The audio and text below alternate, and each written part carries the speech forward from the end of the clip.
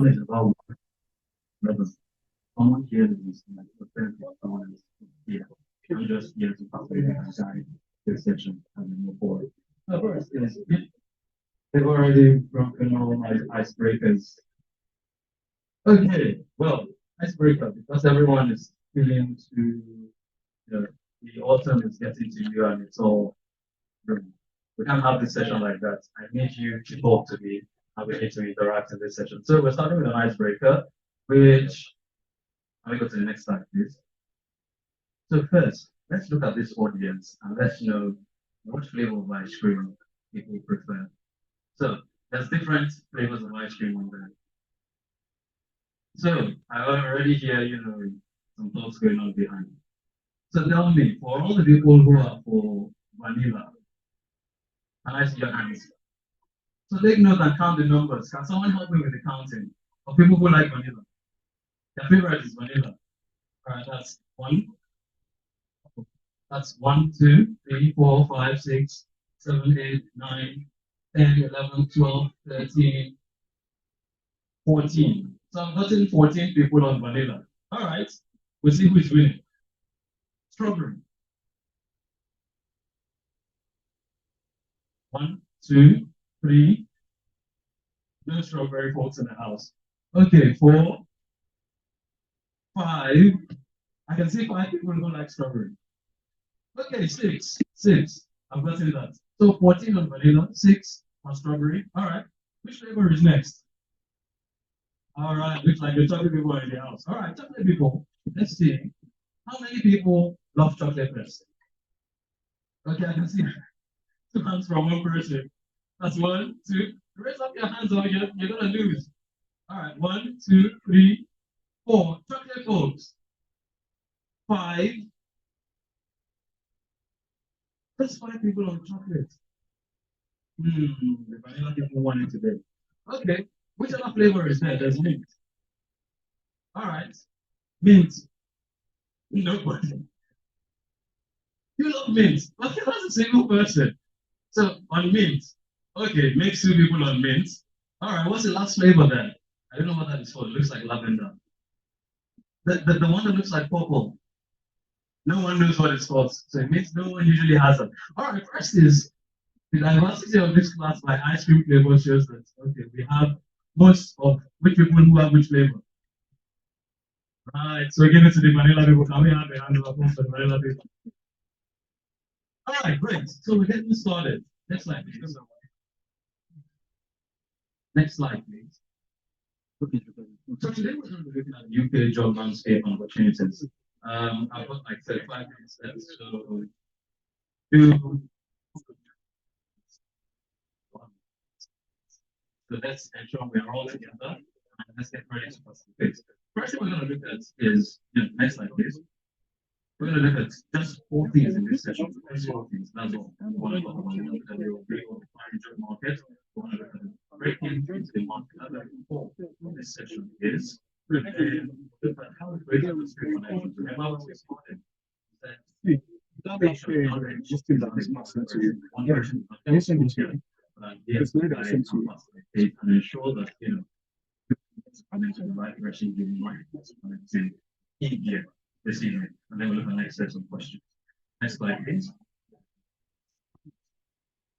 All right. Overview of the UK job markets. This is just general things, which you should be aware of UK job markets, which is it's a relatively low unemployment what's it called? Job market. One of the lowest in Europe, I must say.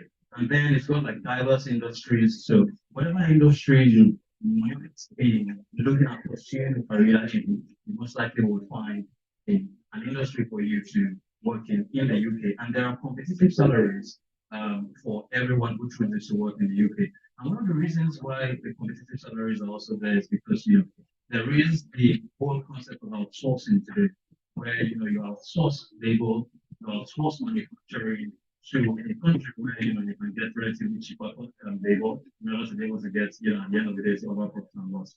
But in the UK, the government ensures that when anyone is particularly for those who need to get into labor from overseas, they ensure there is a standard threshold for which a person has to be employed. And the reason for that is so that if all the other folks, take for example, they want to employ an engineer from outside of the country, um, and then they bring them in. The potential problem the UK government is trying to avoid is essentially where they undercut the cost of labor for those who might already be here. So that's why you've got competitive salaries across the whole UK job market. Next slide, please. So vacancy survey, which is essentially to tell you the jobs even exist today. We already said there is a very low unemployment rate according to the Office of National Statistics, as the ONS. I said unemployment at the moment is currently at 4.2%, which is very low. So which you're going to wonder, there's still jobs at all. But this survey essentially is from October 2023, it was just last month, and that pretty much shows it takes you throughout from July to September 2005 up until July to September 2023, which shows the trends in vacancies. Where we have that spike essentially was during COVID, and then now it's cooling off. But the cooling off doesn't mean there are no jobs, because the current vacancies which we still have in the UK is amounting up to about a million vacancies which still exist in the UK. How many people are in here? Just a ballpark figure. And someone just give me a number. 75. 75 for the children. The children have the longest before they get into the job market. So in this class, less than 100, and there is about a million jobs available in the UK, which means the opportunities exist and the jobs exist. So the question is, how do you find the jobs exist which are of interest to you? Next slide. So look at the vacancies by the industries, which interest that you have very diverse audience. We have people who are interested in different industries and sectors. The arts and entertainment, construction. I'll go straight away to what's most of interest, or the larger ones which will catch your interest straight away. Human health, social. That is the biggest there. It's taking up 18.1% of the whole vacancy and availability vacancies that we have in the UK. The next is wholesale and retail, and then still have across accommodation of food, professional, scientific, manufacturing, and all of them going, the clockwise way reduction in the percentage which they take across the whole sector. All right. So I have guests who are trying to, present with me. The future presenters as well. So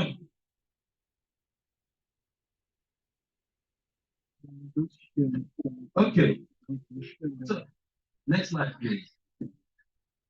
So this is looking at the vacancies by industries to make it more consumable, the more consumable format. At the highest, where we have vacancies, is human health and social, everything involving health. We'll show you the largest vacancies today. And as we go down the sectors, we see how everything reduces. Mine is very limited in the UK. So just for general, just to take a sample of the audiences, how many people work in healthcare today? Nice. That's a huge population, which is in a way sort of representative of what we're even seeing on the statistics images we have on the screen. So how many people work in engineering? Engineering, 1, 2. I see a 3 at the back. I also am an engineer, but in a different industry, but engineering. All right. So information and communication. 20 people. Okay, I see 2 people at the back. 3. That's good. So we are split across these different sectors. Yeah, and I know if I were to go across every single one, most likely we might be able to find 1 or 2% across the different sectors.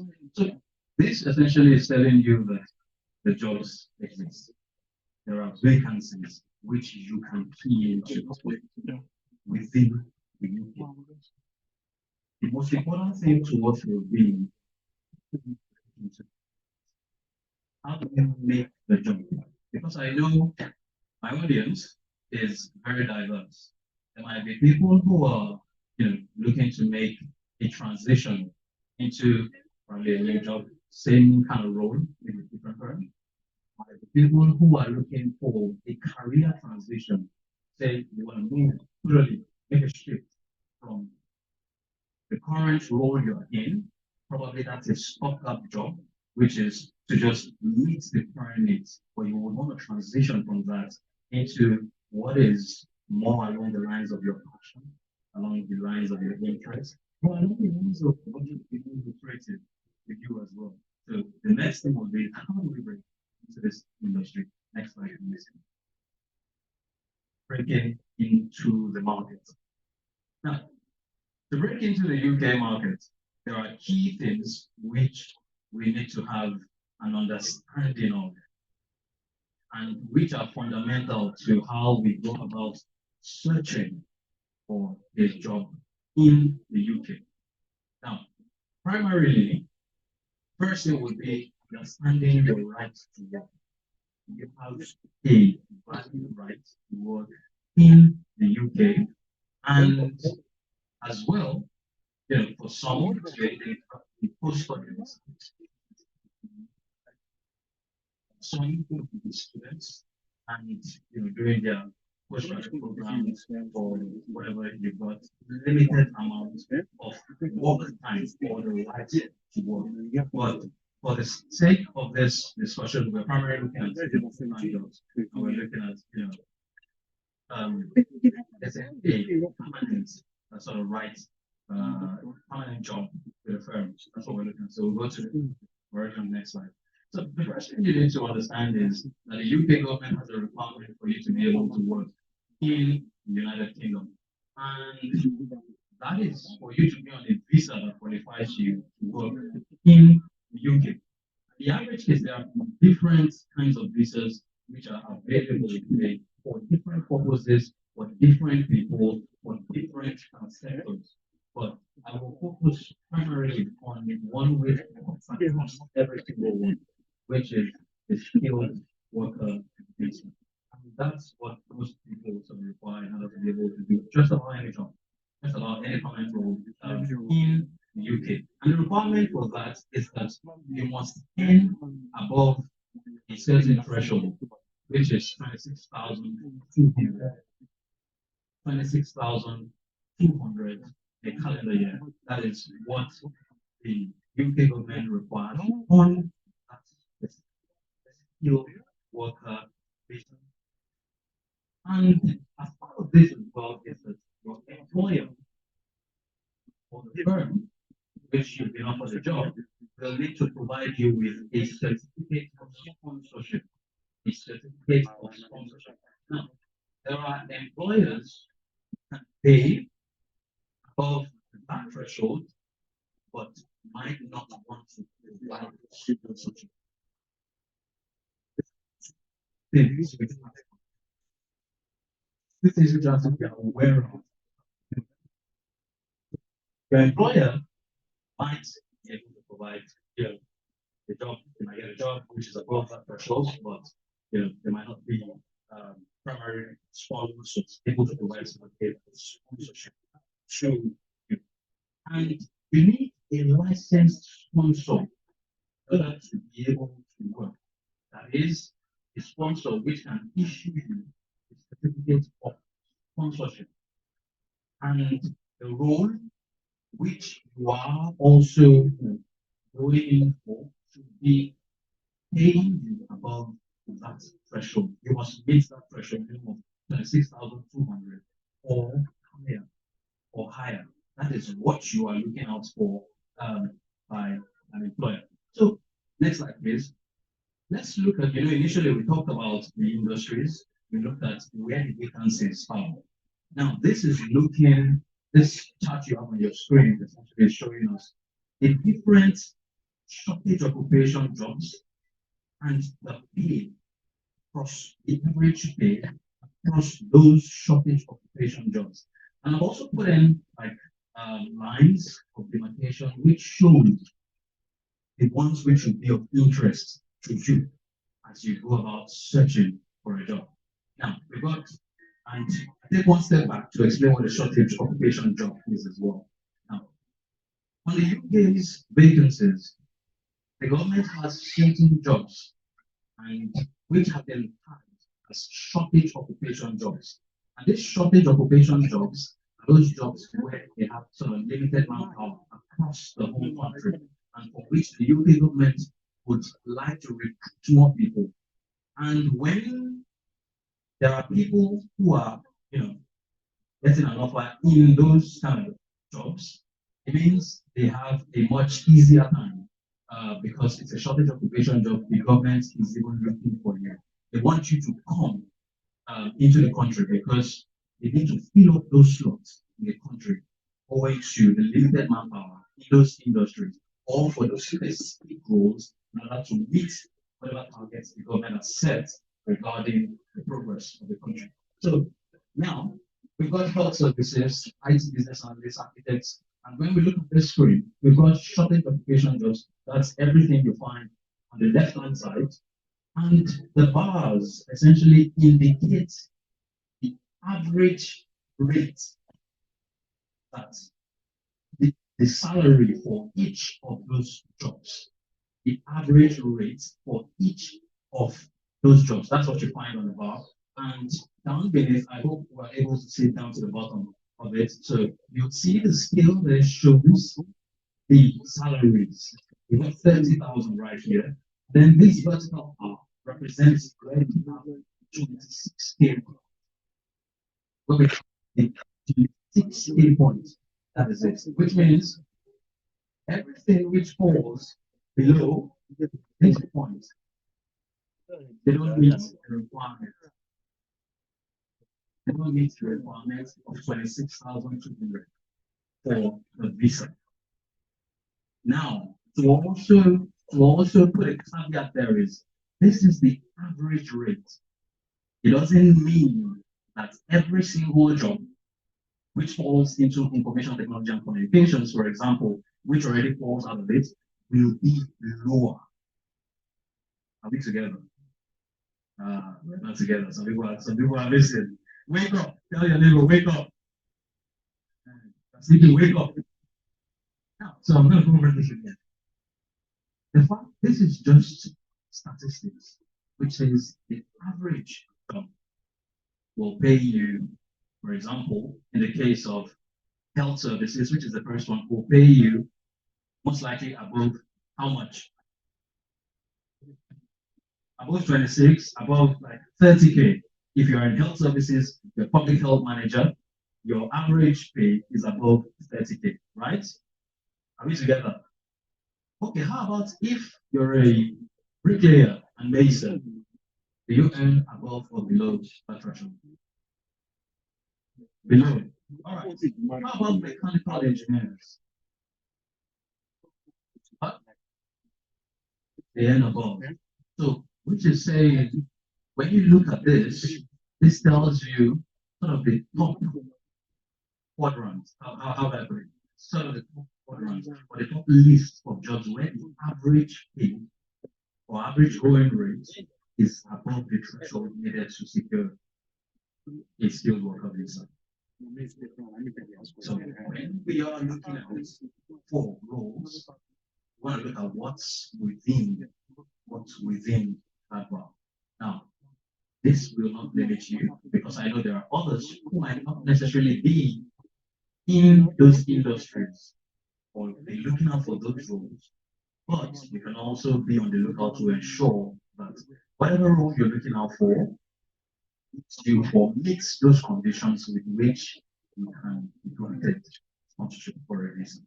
So next slide, please. We go into how do we find open vacancies. Now, I will not spend time on this, but I will just single out a particular one which many of us might not have been leveraging on. Today, how do you find open vacancies? Everybody knows. So I'm going to go about asking people, give me one. How do you find open vacancies? LinkedIn, and total jobs, one from the back. Indeed, thank you. One from that end. What? Civil library. Everybody knows these things.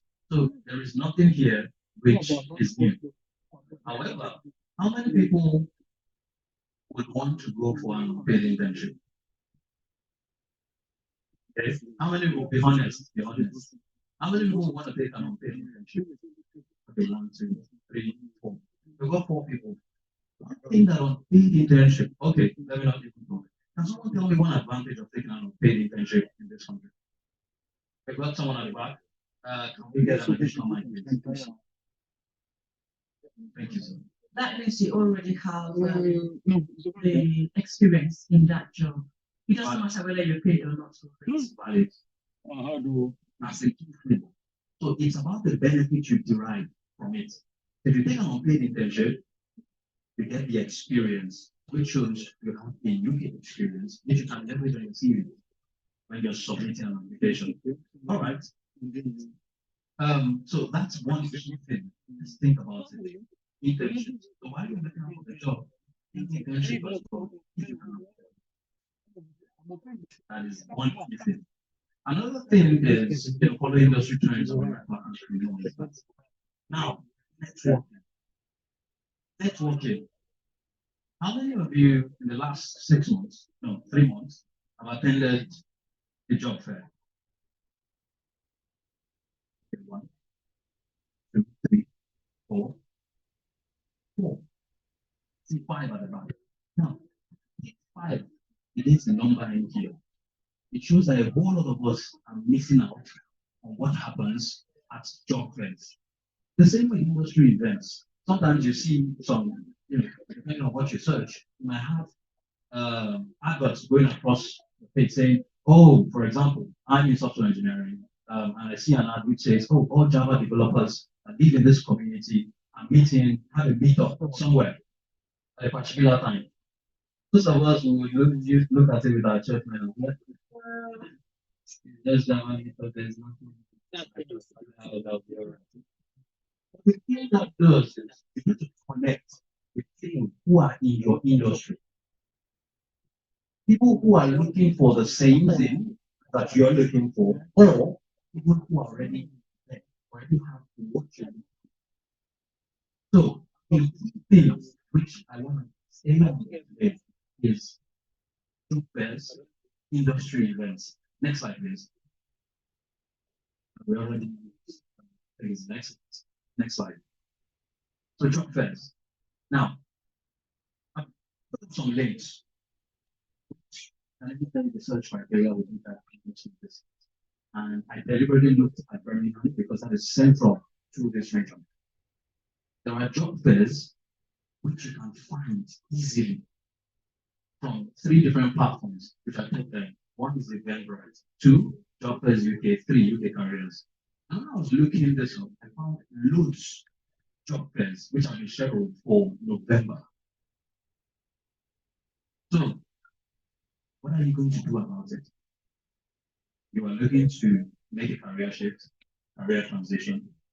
Are you thinking about this? It will only take probably 2 to 3 hours your evening.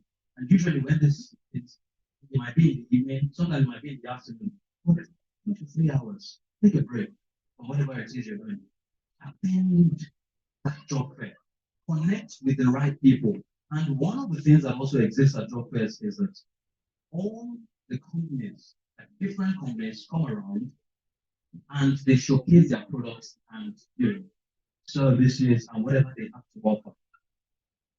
For example, Amazon might be at a job fair, Google might be at a job fair, fintechs might be there, the big 4 in audits might be there, PwC might be there. Look at it. Get in there. So that when you get in there, you get to connect to the people. At job fairs, there would usually be human resource managers. Usually, you'll be there. And when you connect with them on LinkedIn, or you get their contacts one way or another, you get to start seeing the things they post. Because for folks who are recruiters or who work in human resources, they are usually active on LinkedIn or all these professional platforms. You follow them, or you've met with them, you've interacted with them before physically. When you send them a message online, it's personalized because they've met you before. That means you can spark conversation quite easily than when it's just a name which is just sending me a message and talking about what they want to do. So attend job fairs.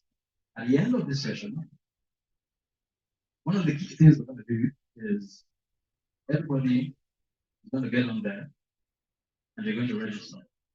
You're going to register to attend one event. So we've got time for that. That's one key thing we're going to do after this session. There is time for it as well as part of this session. So get set and get your phones ready as well. All right. So job fairs, career fairs, and this is also not limited to Birmingham area. You might be staying in different parts. I chose Birmingham because when you look at the top cities across the UK, this is a very privileged region because when you're counting cities, you remove London from the case. Next thing will be Birmingham and Manchester. Those are the big cities. So it means the jobs are here. The price, the job fairs, the all are here for you. The resources are here for you. And you cashing in on what exists around you. Don't choose it. And I'm going to give you a heads up as well. Sometimes the job fairs might be held probably applications. The job fairs will always usually meet that's who might be held. Not planning locations which possibly find what I do. So next slide, please. I also took some time to speak to a recruiter to understand when people are looking for jobs, what are they doing wrongly? What are the top things that they are doing wrongly? And these are the things that I got.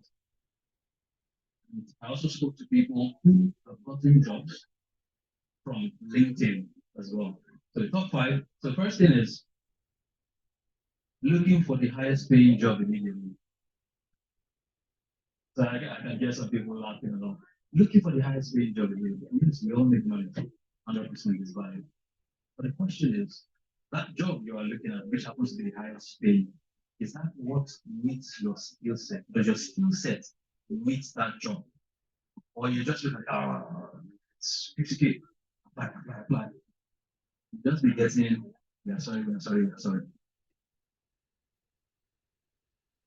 So look at the job, evaluate the job critically. Remember the criteria we mentioned in the beginning, which is, does the job, does the employer provide you, are they a licensed sponsor? They sponsor you. Does the role meet the average rate for that particular role you're applying for? Does your skill set meet that job? Very importantly, are you also praying about it? Are you also praying about it? Very key. So, 1, look for the highest paying job immediately. 2, not tailoring your CV to the UK market. Many of us have come from different places and have immigrated here. And then that same old CV from 2-3 years ago, the same one which is tailored to a different job market, just like in the same sector, no, drop it. No, it doesn't work that way. There are certain things that recruiters here or firms would want to see. And that is where you have CV or resume fairs or resume folks who help you building your resume. And you need to get in touch with them. Another thing is not having networks from recruiters you can reach out to. How many of us here on LinkedIn? No, right. I think that number will be high. How many people are not on LinkedIn? Hey, looking good. Everybody is on LinkedIn. Right? Let's see you open your LinkedIn. How many people opened their LinkedIn within the last 1 week? All right. 1, 2, 3, 4, 5, 6, 7, 8, 9, 10, 11. Okay, open your LinkedIn. Might have mistakenly clicked the notification. How many people deliberately went on LinkedIn to look up recruiters? 1, 2, 3, 4. You see the numbers, see how it's breathing. But how many people spent at least 1 hour. What's that? Last 8 days. Days, rather. The last 3 days. Spent like the honest is yes, the house because we know. Everybody's looking down now. Everybody's looking down now.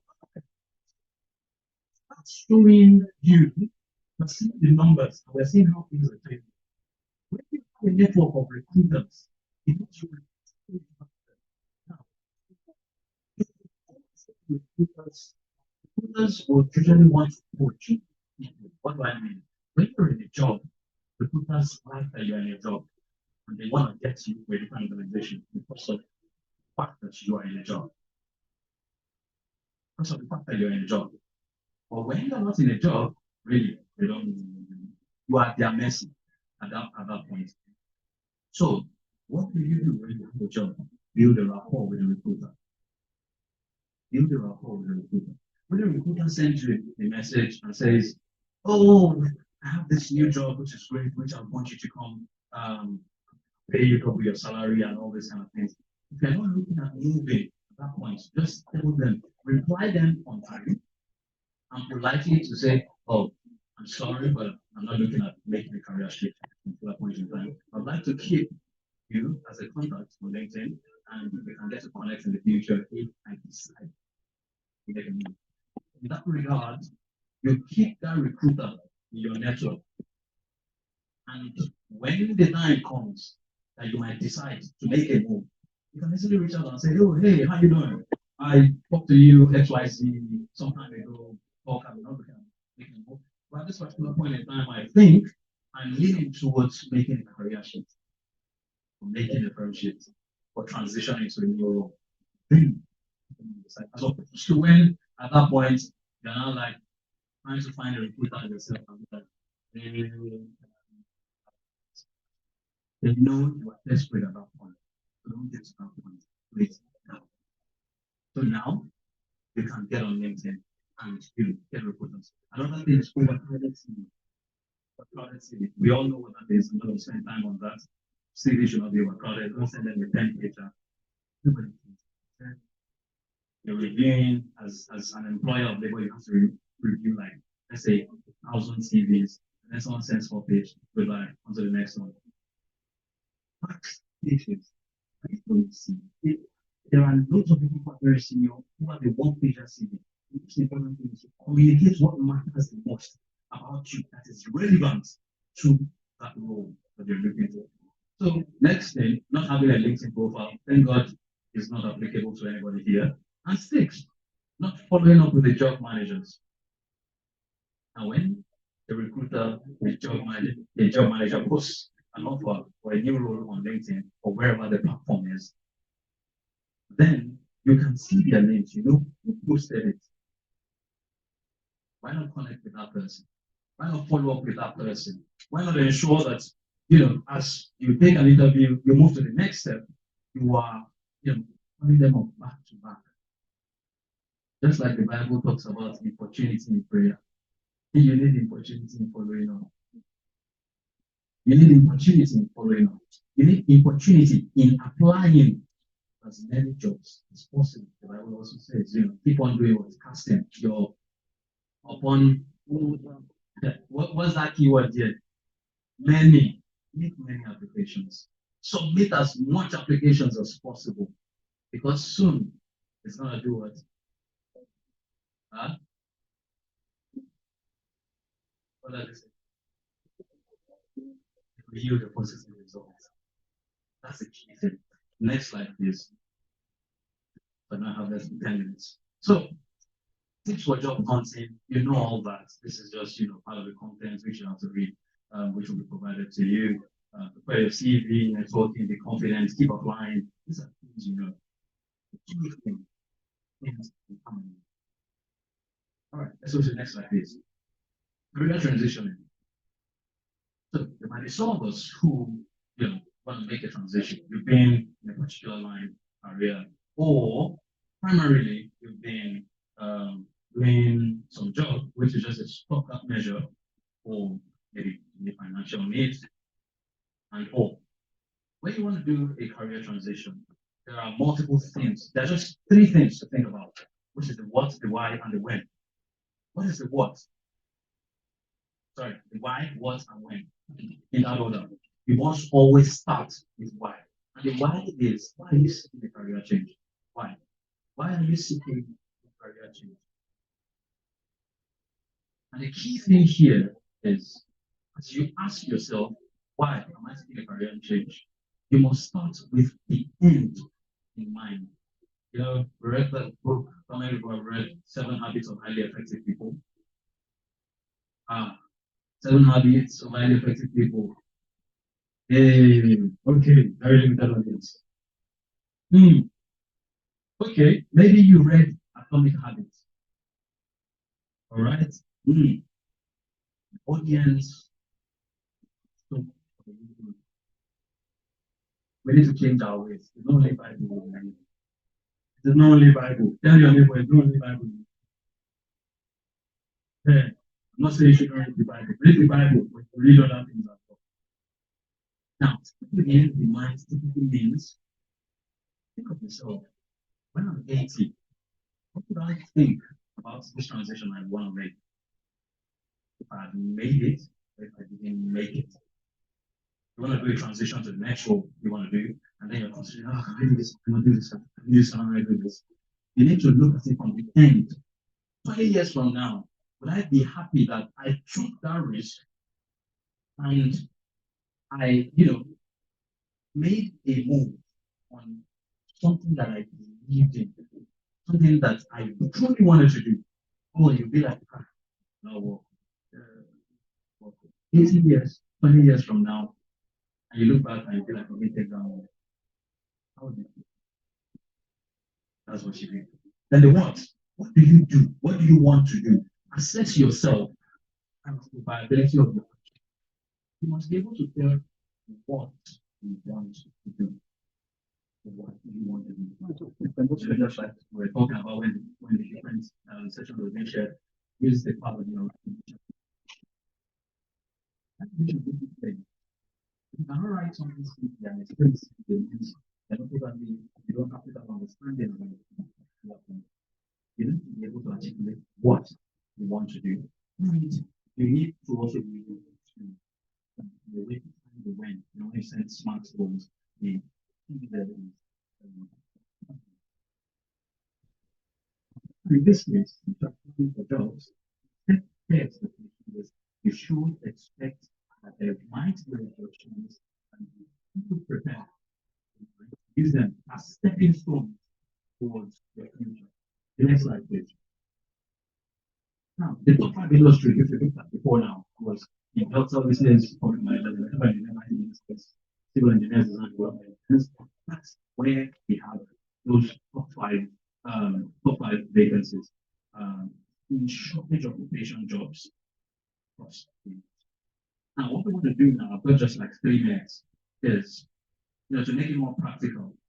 How many people work in healthcare? Now, the reason why I'm saying this is so that you can look around. Look around. I want your hands up. I want your hands up. So everyone look around. If you are looking at making a transition in healthcare or to healthcare, look for the closest person to you and exchange contacts with them. If you are looking at making a transition into healthcare, find the closest person to you and speak to them. The next is engineering. How many people work in engineering? Okay. For those who are looking to make a transition into engineering, look around and look at those people. They won't be able to help you with one or two things along the way. All right? I work in that probably can even make it, spin down engineering because they brought one as well. I work in software engineering. So all the people who are looking to make a transition into software development, software engineering, how many people work in software development or software engineering here? Looks like I came alone. The hands behind, nice, nice. There's three of us here. So if you're looking at making a transition into that, please observe the hand and speak to the people. Get their contacts, connect with them before you do this. How many people work in civil service? This is not specific roles. I'm going across board now. How do you work in civil service? All right, we have hands. How many people, for those who are looking, there's a hand to my right at the back. For those who are looking to make transition, their interest is in the civil service, there's a hand right at the back. You can speak to them and exchange and connect with them. Final, is there any other industry I should also mention? Education. How do you work in education? Nice. We got someone who works in education and another at the back. I know suggesting also works in education. So for those who are looking to make a transition, there is some knowledge that is siloed in this person who will be able to help you. And that brings us to the conclusion of our discussion this evening. Thank you very much and God bless you. I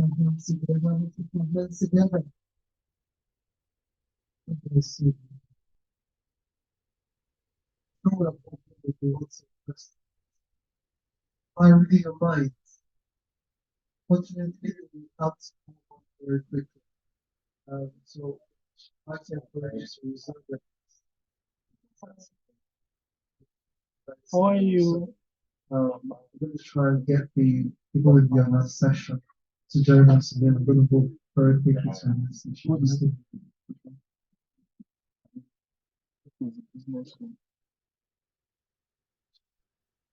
Just to add to talking about industrial connections and how it's important. People are very sometimes they don't tell you what to do. Many of them are recruiters for serious major organizations, let's put it that way. And professors, people recruiting all sorts of stuff. Actually, Oyewole recruits for Goldman Sachs. So if you're thinking finance, somebody you can talk to and send you links to jobs and the likes. And they might even be the one interviewing you. So I pray as we do these connections, God will grant us success in Jesus' name. By the way, how many people know what Goldman Sachs is? Because I've been saying Goldman Sachs. You don't know Goldman. Okay. How many people know Morgan Stanley? Why do people know Morgan?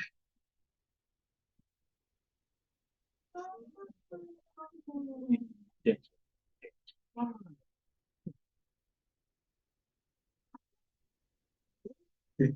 So Goldman Sachs is one of the biggest banks in the world. Yes, so when we say one of the biggest banks, we're talking about assets that they manage to be in the hundreds of billions of dollars. If Goldman Sachs fails, US economy will struggle. Let's put it that way. So that's why Morgan Stanley, Merrill Lynch, global financial crisis, subprime mortgage. Yes. There are banks that the Americans will say too big to fail. If Goldman fails, the American economy would lose because where did you go? What's Goldman's assets base? How much? In trillions.